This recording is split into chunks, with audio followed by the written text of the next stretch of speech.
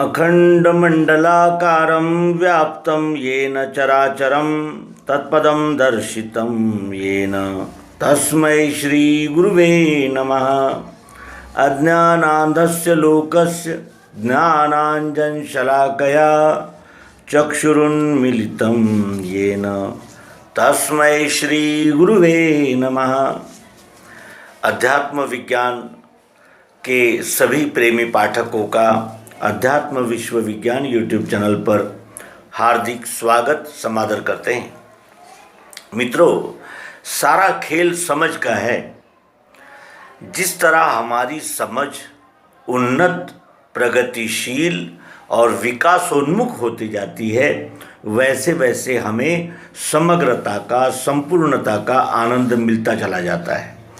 और अध्यात्म विज्ञान ये एकमेव विद्या ऐसी है जो हमें स्वयं का आकलन, स्वयं का निरीक्षण, परीक्षण करने की ओर प्रेरित करती है।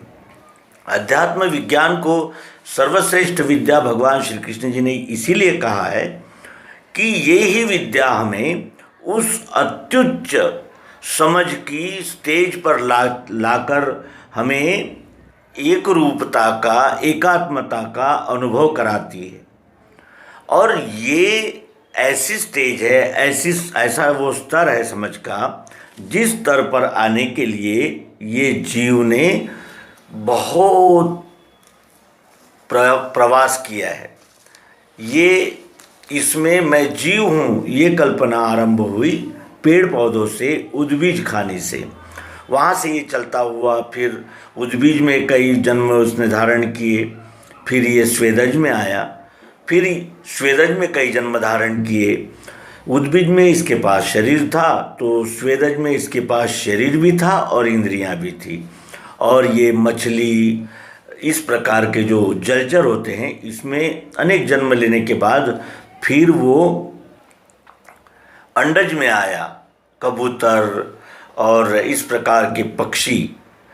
तो जो उद्बीज में इसमें इसे शरीर मिला था, तो इसको स्वेदज में शरीर और इंद्रियां मिली थी। तो स्वेदज में इसे शरीर भी मिला, इंद्रियां भी मिली और मन भी मिला। इसके अनंतर वहाँ भी बहुत सारे जन्म धारण करने के बाद ये मनुष्य बनकर आता है। और ये उद्बीज जारज बनकर आता है। जारज में भी कुत्ता है, घोड़ा है, बकरी है, ऐसे अनंत जन्म लेता हुआ ये जीव मनुष्य शरीर में आता है।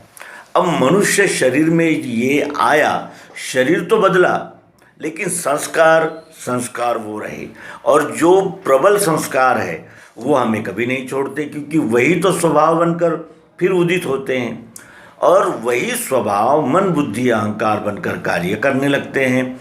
कोई मन प्रधान, कोई इंद्रियों प्रधान, कोई बुद्धि प्रधान, तो कोई अहंकार प्रधान। ये इसके प्रकार है। और हमें तो एक रूपता का अनुभव लेना है। एक को हम बहुश्याम, एक ही परमात्मा अनेक रूपों में दिख रहा है, दृष्टिगोचर हो रहा है, अनुभव में आ रहा है। और इस स्टेज तक जाने के लिए हमारी शुरुआत जो है वो किस तरह होगी और हम वहाँ तक कैसे जाएंगे, इस विषय में अध्यात्म विज्ञान हमारा मार्गदर्शन कर रहा है।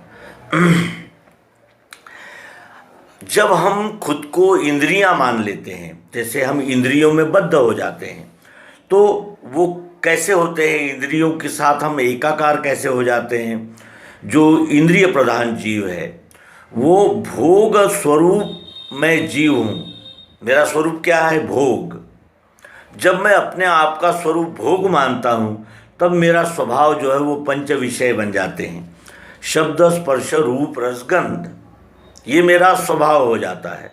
और मेरा जो स्वभाव है और मेरा स्वरूप क्या है फिर? तो भोग। क्योंकि मेरी दृष्टि इंद्रियों तक है, तो मेरा स्वभाव रहेगा पंच विषय और मेरा जो स्वरूप है वो बनेगा भोग। और स्वरूप को धारण करते ही फिर ये त्रिपुटी उदित हो जाती है। कौन सी? मेरा स्वभाव पंच विषय, मेरा स्वरूप भोग और स्वरूप भोग स्वरूप बना हुआ मैं जीव। इस प्रकार की त्रिपुटी उदय होती है। जैसा भाव स्थित हो जाता है वैसा ही हमें दिखने लगता है। इस प्रकार फिर जब हम उत्क्रांत होकर अपने आप को 5 तत्व मान लेते हैं कि मैं 5 तत्व हूँ, पृथ्वी जल अग्नि वायु आकाश से बने हुए शब्द स्पर्श रूप रसगंध महाभूतों से पंच महातत्व तैयार होते हैं। और जब मैं अपने आप को मैं 5 तत्व हूँ ये मान लेता हूँ, तो इस मानने का आधार क्या होता है? मेरा आकार।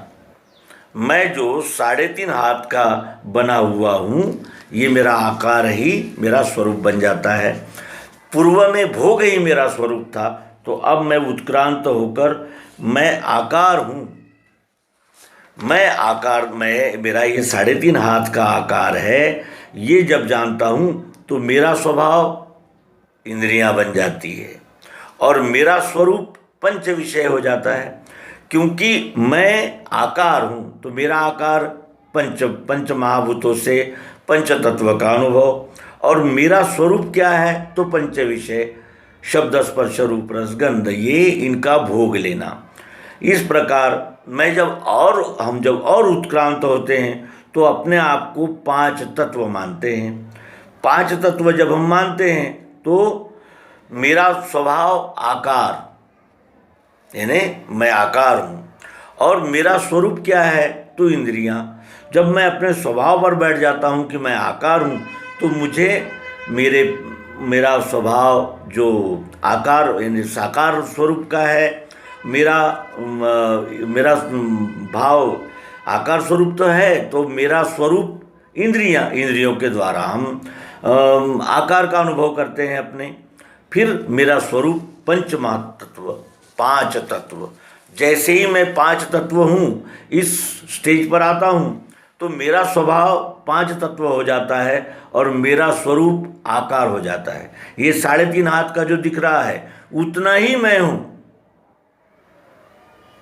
उतना ही मैं हूँ, ये निश्चित हो जाता है। और तब हम अपने स्वभाव यानी पंच तत्व को ही अपना स्वभाव बनाकर जब इस विश्व की ओर देखते हैं, तो मेरा स्वरूप केवल इतना आकार है।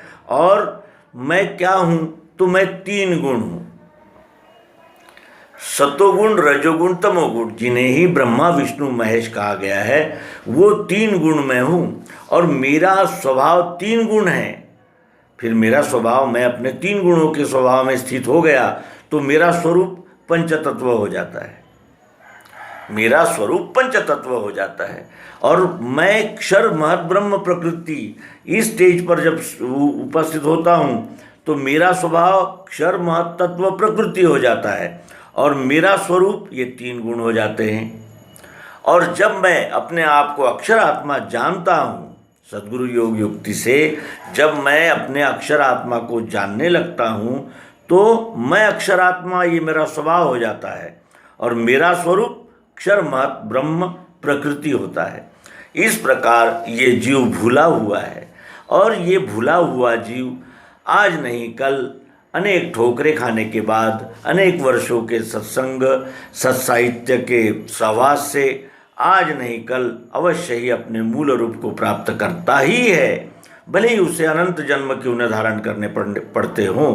और हमें विश्वरूप विधाता की ओर से सत्संग सत्साहित्य की प्राप्ति है, तो हम अवश्य ही अपने आप को एक आशावादी दृष्टिकोण से देख सकते हैं कि हम आज नहीं कल कभी न कभी जानत तुम ही होई जाई विश्वरूप बन जाते हैं।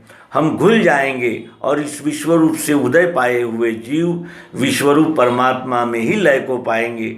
इस प्रयास में सद्गुरु योग युक्ति की इस विज्ञान नौका का हम सहारा लेंगे और सद्गुरु के दिखाए हुए प्रत्यक्ष यथार्थ प्रायोगिक पद्धति को हृदयस्थ करके और उस पर सतत मार्गक्रमण करते हुए हम स्वस्वरूप को पा लेंगे।